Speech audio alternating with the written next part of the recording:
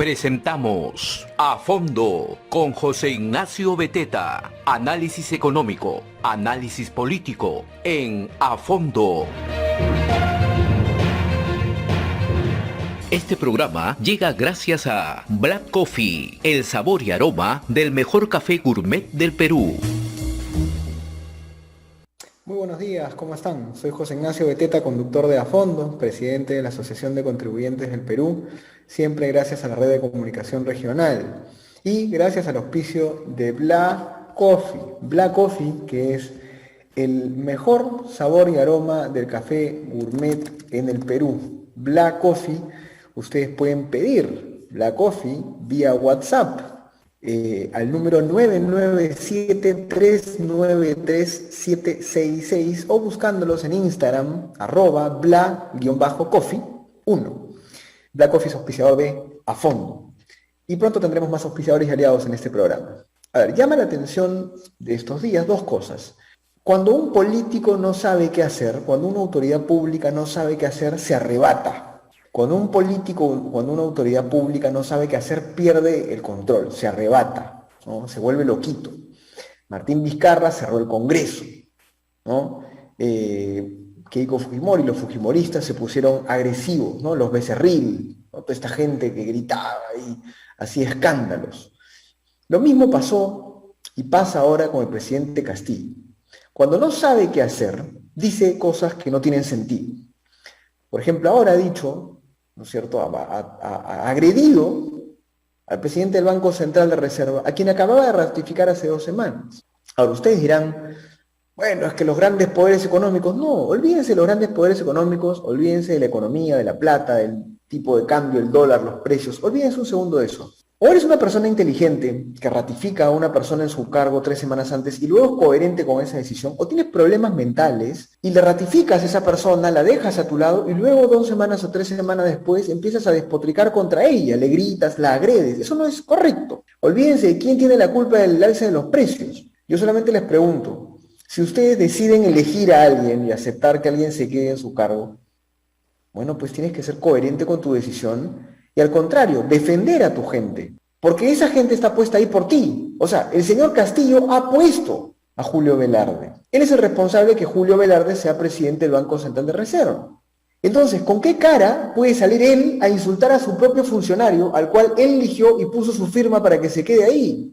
Esto ya es de un nivel de psicología de una familia, de una casa. No, oye, hijo, no metas el enchufe en el dedo, lo metes, te electrocuta. Papá, no digas lisuras, dice lisuras del papá. Castillo es como un niño, es como un niñito, pero el gobierno de un país como el Perú, que tiene tanto potencial, que tiene tantos recursos naturales, que tiene tanto comercio, que tiene tanta gente emprendedora, no puede ser gobernado por un niñito, ¿no?, que se arrebata. El otro arrebato es este arrebato irracional de querer obligar, ¿no es cierto?, a los ciudadanos, adultos mayores de edad, habría que ver cómo se detalla esta norma, a estar vacunados para entrar a centros comerciales, a supermercados. Amigos y amigas, ustedes, por creencias religiosas, porque no les da la gana, por ciencia, porque su mamá no les da permiso, porque su papá tiene miedo, probablemente no se quieran vacunar. ¿Y saben qué? No se vacunen. Puede que vacunarse sea algo muy bueno para la sociedad, sí. Puede que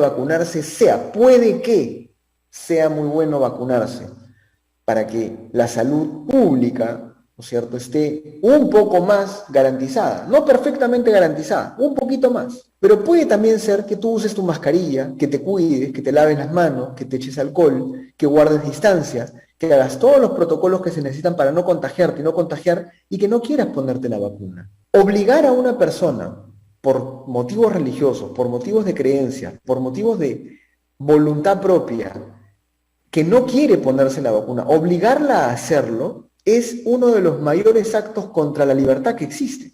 Y en esto tendrán que estar de acuerdo mis amigos testigos de Jehová, los amigos que no creen en que les pueden, ¿no es cierto?, tocar, contaminar la sangre en el cuerpo.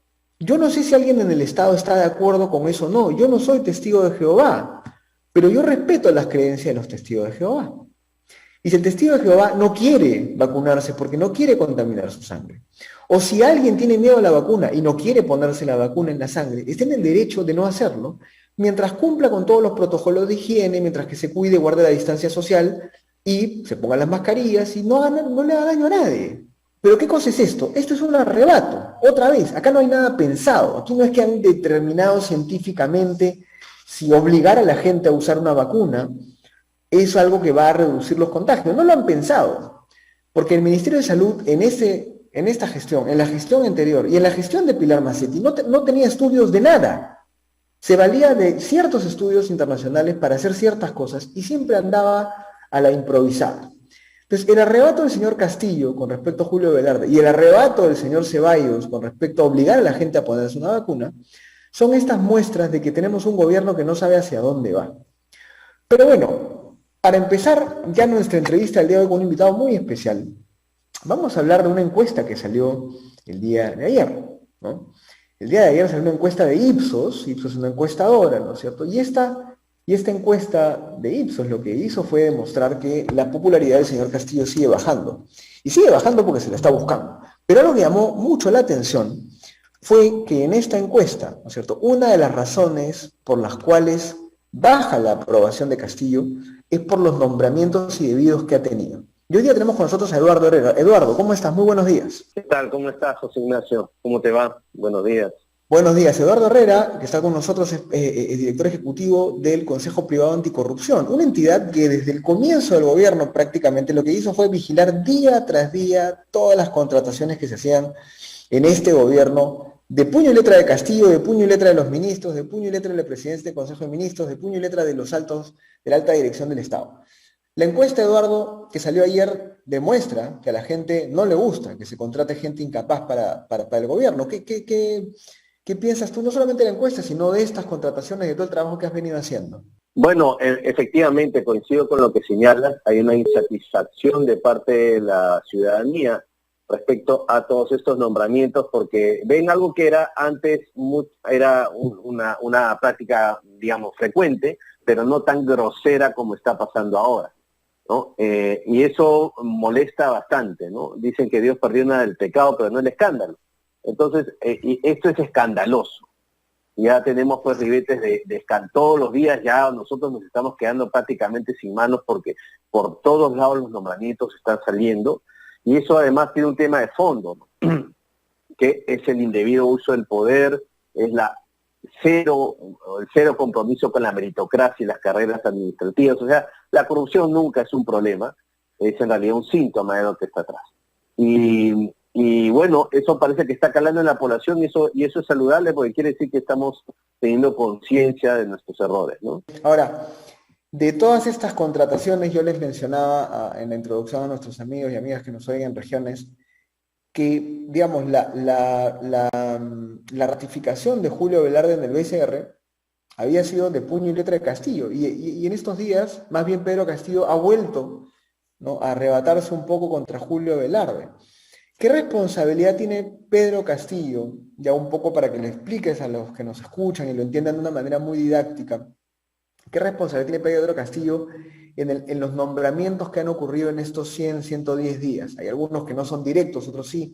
Cuéntanos cómo ha sido este tema. Bueno, hablando de ministros, tienen la responsabilidad directa, no es que sea una responsabilidad de un inimputable, como se dice legalmente, ¿no? Muchas personas quieren hacer aparecer al presidente como una víctima de sus circunstancias y que en realidad es una persona que no tiene capacidad de decisión. Y el presidente, tratándose de ministros o de funcionarios de alto rango, como el señor Carguapoma, tiene responsabilidad directa, no solo ética, sino también legal, ¿no? El presidente de COPI, o sea, no es posible huir y decir que el presidente es una víctima y que simplemente hace lo que puede y que los nombramientos se los imponen. Eso sería mucho más terrible, ¿no? Y yo creo que también hay una responsabilidad tratándose de ministros y estos funcionarios de la Premier Vázquez, ¿no? Es ineludible, no podemos, y creo que parte del problema en el país, quienes defendemos la libertad como tú y como yo, es la responsabilidad. Y hay que asumir las responsabilidades de nuestros actos, y eso no le gusta a los políticos, ¿no? De acuerdo. Ahora, ¿qué labor han venido realizando ustedes en el Consejo Privado Anticorrupción? Cuéntale un poco también a quienes nos escuchan en provincias y en regiones del país. ¿Qué cosa es el Consejo Privado Anticorrupción? ¿Qué están haciendo? ¿Cómo funciona el proyecto de vigilancia activa que tienen desarrollando desde el comienzo del gobierno? Bueno, el Consejo Privado Anticorrupción es una asociación que está compuesta hoy actualmente por 24 gremios de empresas y algunas empresas también individuales o que no son gremios y organizaciones de la sociedad civil.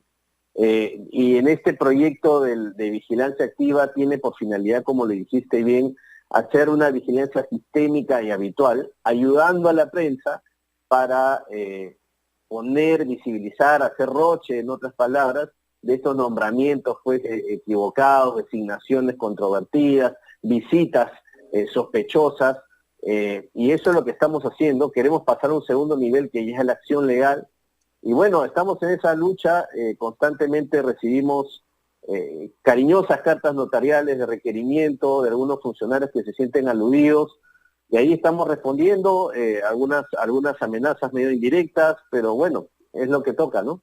¿Qué piensas de este llamado que ha hecho Pedro Castillo a luchar contra la delincuencia y la corrupción después de todo el análisis que has venido haciendo en estos 100 días? Digamos, ¿es un saludo a la bandera? ¿Realmente tiene la intención? Y si quieres una pregunta mucho más concreta, tú que conoces muy bien de este tema, ¿qué pasa con la corrupción en gobiernos locales, en gobiernos regionales? ¿Dónde está la corrupción que debería atacar el señor Castillo si es que de verdad quiere hacer algo para luchar contra la corrupción? Yo creo que los presidentes en general tienen poco o nada que hacer en torno a la lucha contra la corrupción en cuanto a medidas. Lo que tienen que hacer ellos es simplemente dejarse fiscalizar y controlar, ¿no? Y es porque no saben. O sea, los gobernantes no tienen la más mínima idea ni cómo se hacen las reformas de justicia, ni cómo se hacen las luchas contra la corrupción, porque no les corresponde. Yo creo que lo que tiene que hacer Castillo en una mejor muestra, y todos los presidentes, es tener el grado de control independiente. Y eso pasa por no solamente la Contraloría, sino por un órgano que agrupe todo el esfuerzo anticorrupción, porque en realidad no hay un órgano natural que se dedique a la lucha contra la corrupción. Y esto tiene que ser 24/7. ¿A qué voy con eso? Que hay experiencias en Hong Kong, hay experiencias en Singapur, ha habido experiencias en La Paz de derrota a la corrupción o de mengua de la corrupción cuando una persona, un órgano se encarga constantemente 24/7. Entonces, si existe, entre comillas, la voluntad política, que no es otra cosa que la voluntad de hacer las cosas, tendría el presidente que decir, ok, vamos a nombrar o vamos a configurar un cargo que apoye a la Contraloría, que se encargue 24/7 y que luche contra la corrupción, y que incluso ese órgano esté dispuesto a cortarme la cabeza a mí. Eso es la mejor muestra que pueda hacer. Y ningún presidente lo ha hecho, ¿no? De tu experiencia y en ese trabajo que has visto con el Consejo Privado Anticorrupción, ¿dónde está la corrupción más enquistada, más difícil de detectar? ¿Dónde deberíamos poner los reflectores, digamos? A ver, el Perú es un país trágicamente de corrupción inclusive democrática, ¿no? Hay corrupción por todos lados, por todos lados. O sea, tú puedes coñar desde abajo hasta arriba y no hay, o sea, nuevamente llegamos al nivel del escándalo. Ahora, si tuviera que priorizar, priorizaría las regiones sin duda alguna, como lo has reseñado bien, porque es el punto de encuentro que tienen los pobladores, los ciudadanos con el Estado, ¿no? Sus gobiernos locales, subnacionales, distritales, provinciales y regionales. Ahí priorizaría las balas si hay que hacerlo. Y estamos viéndolo, no tengo nada que decir, o sea, ya es escandaloso nuevamente, ¿no? ¿Qué opinas, ya pasando un tema que no tiene tanto que ver con la corrupción, que yo creo que es un mal que tenemos que combatir, como bien dices, es un mal que está por todas partes, de manera pues integrada al sistema, lamentablemente? Hay algo que me llama mucho la atención, además del Ministerio de Salud. Quieren implementar esta norma por la cual van a obligar a los ciudadanos peruanos a tener su carnet de vacunación para entrar a centros comerciales, supermercados y otros espacios públicos. ¿Qué opinas al respecto? Bueno, en el mundo en general se ha aceptado un avasallamiento de la libertad sobre pretexto de la pandemia, ¿no? Y eso ha motivado muchas acciones de control como las de seguridad, los famosos toques de queda, los confinamientos, un pensamiento paternal de parte del Estado que dice, oye, yo sé cuidarte mejor de lo que tú puedes cuidarte y te impongo unas reglas para restringir la libertad, ¿no? Y eso lo vemos en seguridad incluso, o sea, la mejor forma de seguridad es guardar a todos, según algunas personas. Yo creo que eso es nocivo contra la libertad porque nos hace menores de edad y no nos hace asumir nuestras responsabilidades, que es lo que hablaba al comienzo. Como bien decías en la introducción, las personas son totalmente libres de hacer lo que les dé la gana con su vida.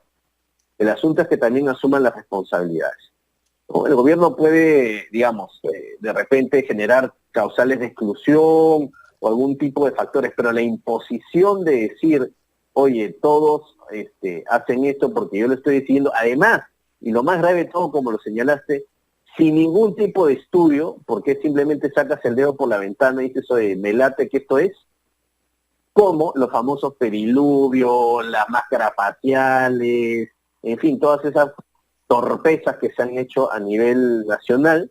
El Perú era un país sobrecargado de esto. Yo creo que es nocivo y no nos ayuda en la madurez, en la adquisición de responsabilidad que debemos tener como personas, ¿no? De acuerdo, nosotros también pensamos lo mismo, porque al final la libertad de los seres humanos, si es que se cuidan, si es que se protegen y si es que cuidan la libertad de los demás, no debería tener este tipo de parámetros y prohibiciones. Último tema, como para ir viendo ya lo que se viene después. Comentaste, digamos, que las acciones legales podrían ser una siguiente etapa dentro del trabajo del Consejo Privado Anticorrupción. Ha ocurrido algo muy grave con la influencia del señor Castillo, la coacción, tratar de manipular los ascensos, digamos, ¿no? Los procesos de nombramiento, de ascensos en las Fuerzas Armadas. El presidente de la República está demasiado cubierto y blindado por, digamos, la inmunidad presidencial, que es mayor incluso que la inmunidad de todos los demás funcionarios del Estado, incluyéndole los congresistas. Sin embargo, esto, ¿qué consecuencias legales tiene para el ministro ya renunciado, o ya que renunció ahora sí, definitivamente, e incluso para el señor Castillo más adelante? ¿Se le puede abrir un proceso una vez que deja de ser presidente? Recuérdanos cómo funciona un poco este tema con las autoridades públicas, con la alta dirección del Estado. Bueno, el presidente tiene el antejuicio, el derecho a antejuicio, ¿no? Y no puede ser procesado mientras que está en el cargo. Tendríamos que esperar a que termine el cargo y en el caso del ministro tiene también un derecho por haber sido ministro, un fuero que lo protege, ¿no? Ahora, sí, pues ahí va a quedar un proceso en stand-by, digamos, lo más triste y trágico de todo, como suele pasar en estos casos, y como suele ser el patrón de conducta de Castillo y su gobierno, es que la pita se rompe por el lado más débil, ¿no? Entonces Pacheco sale a inmolarse y a negar todo, Ayala se inmola y todos se inmolan para proteger al rey que está atrás, que es un, entre comillas, irresponsable. O sea, nadie dice, oye, no, Castillo no tiene nada que ver, pobre hombre. En fin, lo banalizan, lo hacen víctima, y al final del día él sigue pasando piola, pues, ¿no? Porque en realidad esto ha pasado por él y es muy delicado en el asunto ético, ¿no? Hablando de moralidad, hablando de causales éticas, yo creo que lo que ha pasado con el presidente es sumamente grave. Y trágicamente lo que está pasando en este país es que nos acostumbramos, ¿no? Y pasa. El escándalo ya pasó, se desinfló, y cállate, mejor no digas nada de esto hasta que venga el otro escándalo y nos olvidamos. Entonces, tenemos hoy día un presidente cuestionado por manosear a las Fuerzas Armadas. Tenemos un ministro que no se ha ido por las puras, se ha ido por esa causal. Tenemos un secretario del Palacio que está directamente cuestionado con pruebas, porque hay WhatsApp, y en este país no pasa nada. Interesante y lamentable a la vez. ¿Crees tú que en los siguientes meses, con todos estos, digamos, problemas, escándalos, y con estos arrebatos, ¿no?, de los políticos que buscan tapar sus problemas con estos gritos y con estos insultos y con estas generaciones de conflicto, tú le ves camino, digamos, le ves futuro a este gobierno del señor Castillo? ¿Crees que el Congreso va a tomar alguna otra medida? ¿Crees que va a aguantar todavía más? ¿Vamos a seguir aguantando este gobierno con improvisaciones y problemas de corrupción? ¿O crees tú que podría pasar algo distinto, un cambio de timón en los siguientes meses antes de Navidad? Bueno, ojalá nos den un buen regalo de Navidad los políticos, algo de estabilidad, porque en realidad no la necesitamos mucho, pero honestamente, y pese a ser un optimista natural, creo que no no hay las condiciones para eso, o sea, de ambos lados, ¿ah? Porque ciertamente Castillo está cometiendo, entre comillas, errores forzados, pero son suyos, son su responsabilidad, los hace con plena conciencia. Y del otro lado del Congreso pienso que existe un cálculo perverso, ¿no? De decir, no, ahora no, mejor más adelante. Yo escuché una frase muy buena hace un tiempo, que las balas de plata están por usar, y si no se usan las balas de plata, pues seguimos aceptando, y algunos que están defendiendo el puesto, el sueldo. Y alguna vez me dijo Javier Vallerrista en una conversación que tuve con él, esas son personas que piensan solo en la quincena y no en la posteridad. Entonces, vemos eso, pues, ¿no? De los ministros que se agarran al fajín. Yo veo mucha mezquindad, mucho cálculo, y no veo un pensar en el Perú. Creo que eso nos está haciendo mucho daño, porque eso es una forma de corrupción. Así trabaja la corrupción, se enquista y se apropia, ¿no? De acuerdo. Muchas gracias, Eduardo, por estar con nosotros. Es un gusto conversar contigo. Gracias a ti, muy amable. Gracias, que te vaya muy bien. Ha sido Eduardo Herrera, director ejecutivo del Consejo Privado Anticorrupción, con información clara, con datos. Aquí hay responsabilidades directas, aquí hay responsabilidades muy, muy concretas de parte del señor Pedro Castillo, de parte de sus ministros. Es un gobierno que no sabe gobernar, pues, es un grupo de funcionarios del Estado que lamentablemente, amigos y amigas, no está gobernando como debe ser. ¿Y cómo se debe gobernar? Porque a uno le falta responder la otra parte de la pregunta, ¿no? A ver, ya, todos critican a Castillo que no sabe gobernar. Bueno, hablemos un minuto, 2 minutos de cómo se gobierna. ¿Cómo se gobierna? Hace que el Ministerio de Producción genere programas que articule con el sector privado para que haya más empresas pequeñas, para que haya más micro y pequeñas empresas que se desarrollen. Simplifica los trámites para las MIPES, ¿no es cierto? Les da más beneficios para que puedan crecer. Reformas el sistema de impuestos para que las pequeñas empresas no estén tan ahorcadas cuando crecen, ¿no? Mejoras la legislación laboral para que las empresas formales puedan contratar a más gente de una manera más fácil, ¿no? ¿Cómo se gobierna un país? Agarras, mira los problemas que tiene la agricultura, ¿no es cierto? Y en vez de chancar a los privados que hacen muy bien las cosas en agricultura, en agroexportación, tú como Estado empiezas a gastar la plata bien para ayudar a los pequeños agricultores sin atacar a los empresarios grandes de la agricultura que lo hacen muy bien y que son formales, ¿no es cierto? Ahora, ¿cómo haces en minería? Bueno, pues te sientas con los mineros, ¿no es cierto? Y haces que tengan proyectos que sean medioambientalmente responsables, socialmente responsables, y haces que haya más proyectos mineros. ¿Sabes por qué? Porque la minería da trabajo, porque la minería genera proveedores, porque la minería genera consumo, porque la minería genera infraestructura, carreteras, pistas, genera un montón de cosas. ¿Cómo se gobierna un país? Agarras, conversas con el Congreso y le dices, oye, mira, vamos a mejorar el sistema de salud, el sistema de educación, vamos a poner agua en donde no hay agua, vamos a completar las pistas que faltan, vamos a hacer que los puentes que faltan en los ríos, en la selva, ¿no es cierto?, puedan desarrollarse. ¿Cómo se gobierna un país? Trabajando, haciendo las cosas bien. Pero con 1 millón de burócratas, que todos ganan su sueldo mensualmente sin que nadie los toque, con 400, 500 funcionarios del Estado que son de la alta dirección, que ganan unos sueldazos a partir de 20.000 soles, de 20.000 a 30.000 soles, y que no hacen nada, y que son parte de este gobierno mediocre. ¿Con qué ganas paga uno impuestos?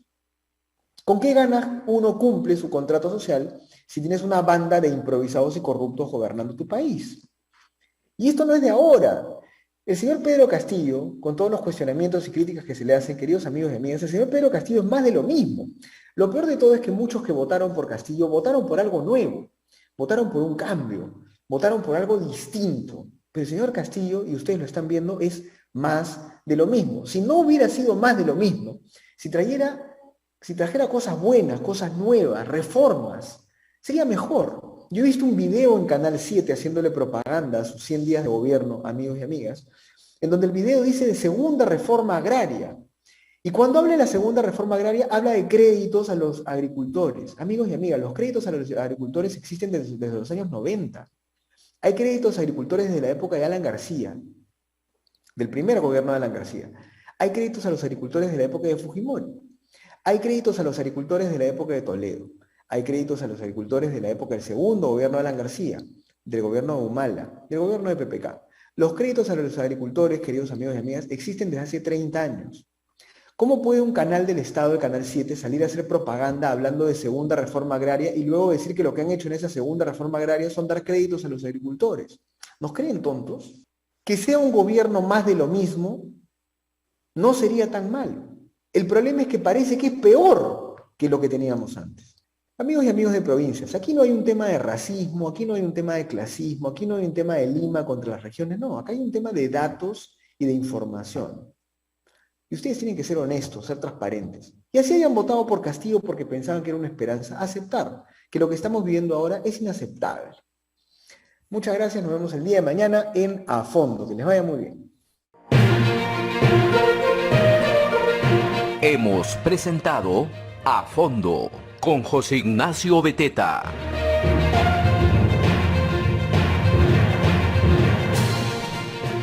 Este programa llega gracias a Black Coffee, el sabor y aroma del mejor café gourmet del Perú.